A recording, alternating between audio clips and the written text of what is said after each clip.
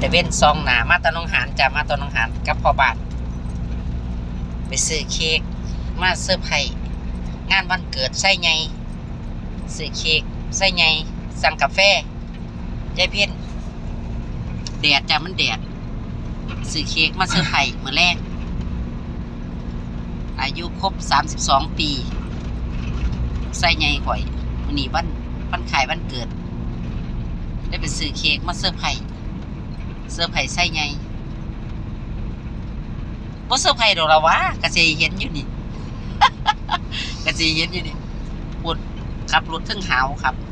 อย่าหาวย่ำขับรถอย่าหาวตาซื่นๆไว้ตาซื่นๆไว้ ตาซื่นๆไว้อย่าหาวมา2 คนหลานบ่ได้ออกมาจ้าหลานบ่ได้ออกมาหลานบ้านเหลืองเรียนเลยมาก่อนได้มาก่อนมาซื้อเค้กกำลังกลับบ้านจ้า